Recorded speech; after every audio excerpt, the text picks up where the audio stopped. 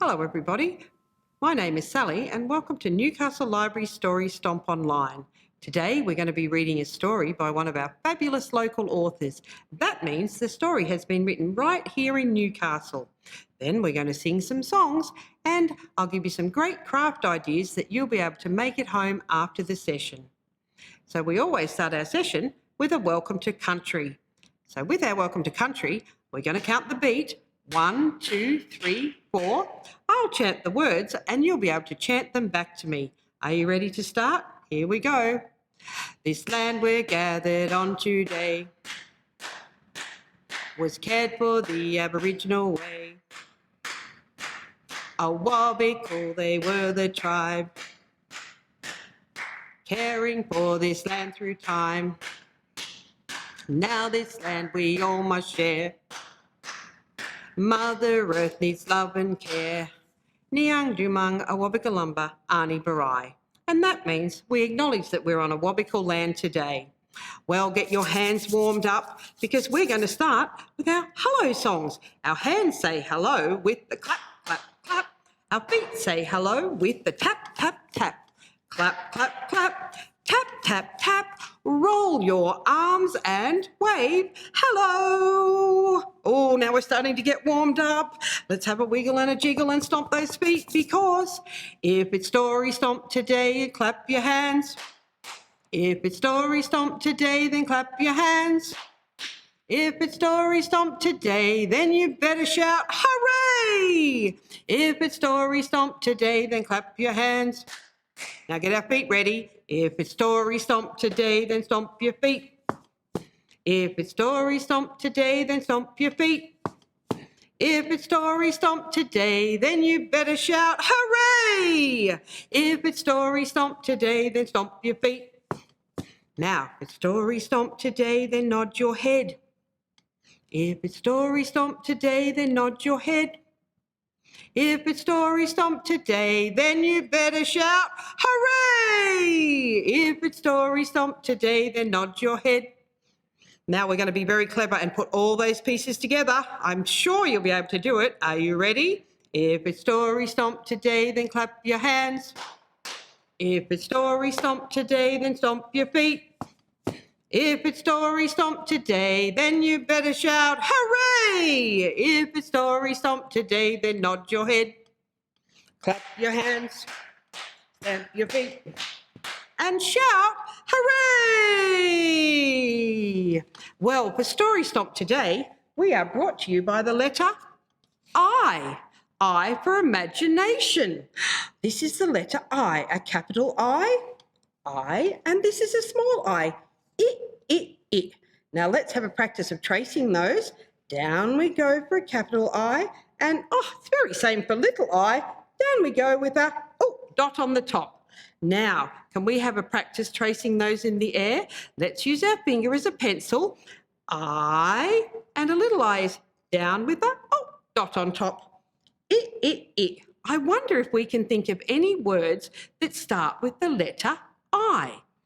I think ink. Ink starts with the letter I. Ink is what we need to write our letters. And I think our story might have been written with ink. So then we have a story. And ideas. Ideas starts with the letter I. We must have had an idea to write a story. Is there anything else you can think of that starts with the letter I? I think maybe ice cream. Yes, ice cream starts with the letter I. We all like ice cream. And are there anybody out there with her names that start with the letter I? I think I can see hello Imogen and maybe Isla and Indy and Ian. They all start with the letter I. I and it. I for imagination. Now, if you've got an imagination, you can dream anything you like. I wonder what we'll do today. Maybe we could be astronauts. We could put on our space helmets and our spacesuits and we could fly off into space. Are you ready to count down to fly off into space? 10, 9, 8, 7, 6, 5, 4, 3, 2, 1, blast off! And off we go into space. But oh no, I'd rather jump on a dragon and fly around the backyard. We could shoo away the monsters from the door. Or we could walk across a rainbow to the land of ice cream and lollipops. That would be a fun place to go. Maybe we could start by building a big tower all the way into the clouds, and that could lead us to anywhere we want to go. We'll need somebody to help us build a tower. Who do we know that can use maybe a hammer? I know. Johnny uses a hammer. He uses it really well. That reminds me of a song. Do you think you can hammer with Johnny? We'll need to count all the way to 5. 1, 2, 3, 4, 5. Okay. Johnny works with one hammer, one hammer, one hammer. Johnny works with one hammer. Benny works with 2. Johnny works with 2 hammers, 2 hammers, 2 hammers. Johnny works with 2 hammers. Benny works with 3. Johnny works with 3 hammers, 3 hammers, 3 hammers. Johnny works with 3 hammers. Benny works with 4. Johnny works with 4 hammers, 4 hammers, 4 hammers. Johnny works with 4 hammers. Benny works with, oh no, here comes 5. Are you ready to go? Johnny works with 5 hammers, 5 hammers, 5 hammers. Johnny works with 5 hammers. Then, he falls asleep. Oh, that's such hard work building a really tall tower, but we've done a great job. I think it must be time to read our story called The Incurable Imagination. And here it is, The Incurable Imagination. And it is written by Paul Russell and illustrated by Ashka and published by EK Books. Let's have a look at The Incurable Imagination. Let's just put my glasses on.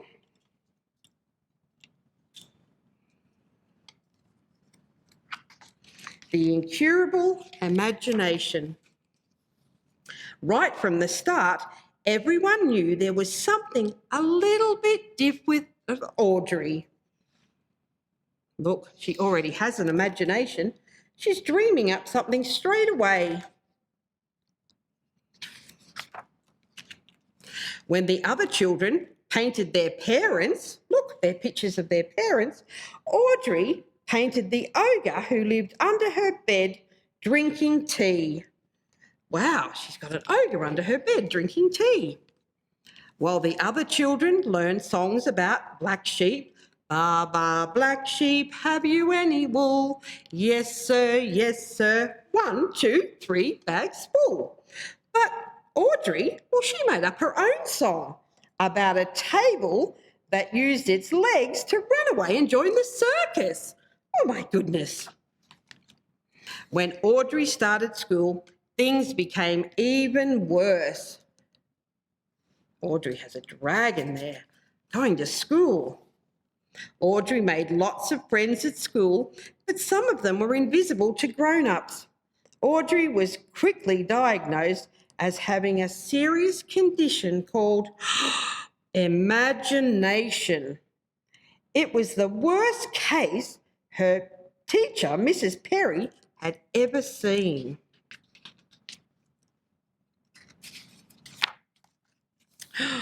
They tried to remove it with an alphabet chart. A, B, C, D, E, F, G, H. Oh, hang on a second.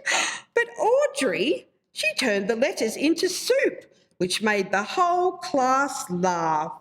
In go all the alphabet soup. They tried to block her imagination by making her count to 10 again and again. But Audrey turned the numbers into aliens and sent them blasting off into space. Even Mrs. Perry had to try hard not to smile at that. But it was more serious than anyone had feared. The condition was contagious, and soon the other children in Audrey's class began to show symptoms too. Everybody's getting an imagination. Luke made a cape from an old blanket and insisted everyone in the class could fly. Amy turned a cardboard box into a castle.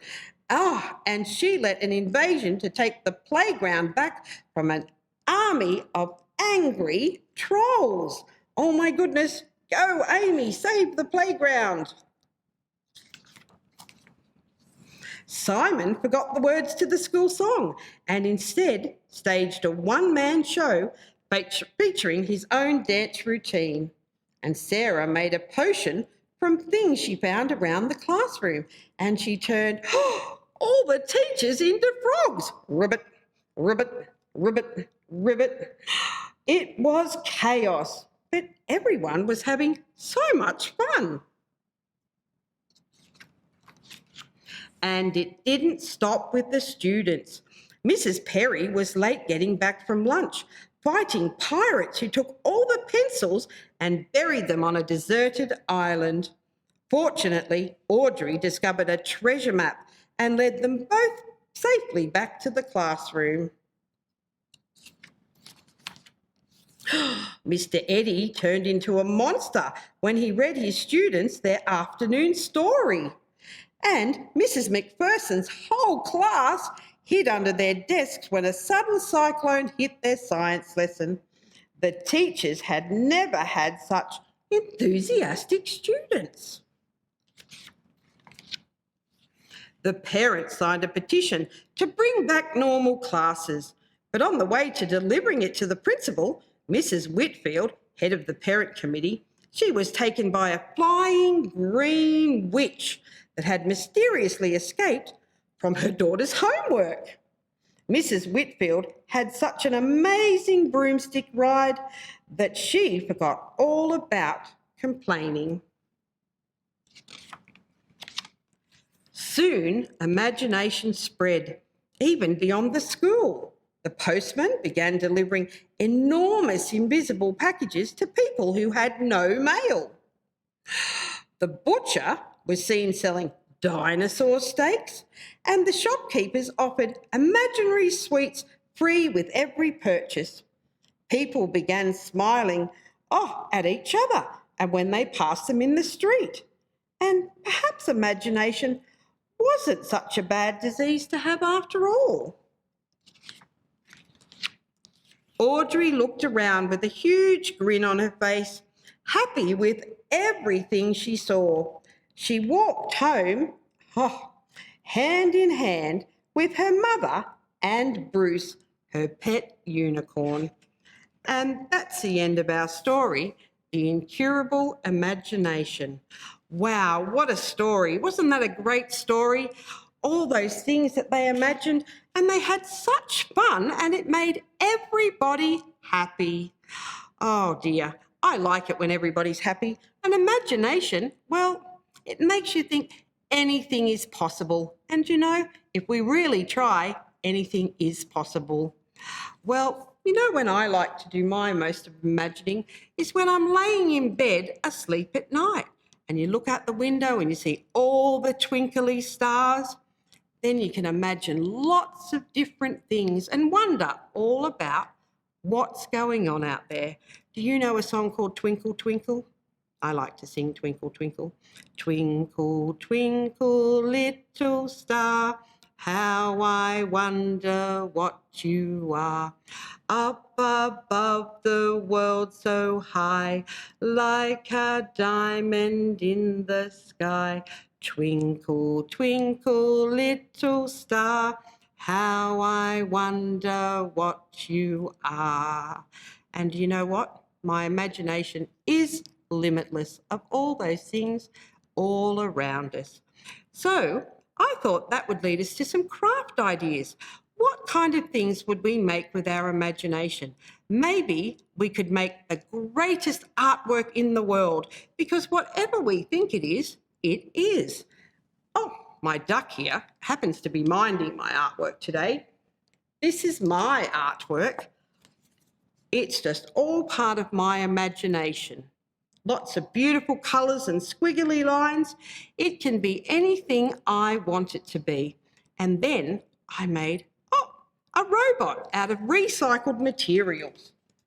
This is something that I've made out of my imagination. I took all the things that were in my recycle bin and made, a recycled robot. He's got lots of buttons on his face, bip, bip, bip, buttons and wires and lots of things, and you could make a recycled robot just like this. We just use some cans and a box and a craft roll and a pie tin and some old buttons and paper. But of course, you could use lots of other things out of your recycle bin to make a robot or anything else that you like, because you know what? You can make anything with your imagination. Now that brings us to the end of our story time session today. So we better warm up our hands again. Are you ready? Of course, our hands say goodbye with the clap, clap, clap. Our feet say goodbye with the tap, tap, tap. Clap, clap, clap. Tap, tap, tap. Roll your arms and wave goodbye. But you know, if it's time to say goodbye, then wave your hands. If it's time to say goodbye, then wave your hands. If it's time to say goodbye, then we'd better give a sigh. If it's time to say goodbye, then wave your hands.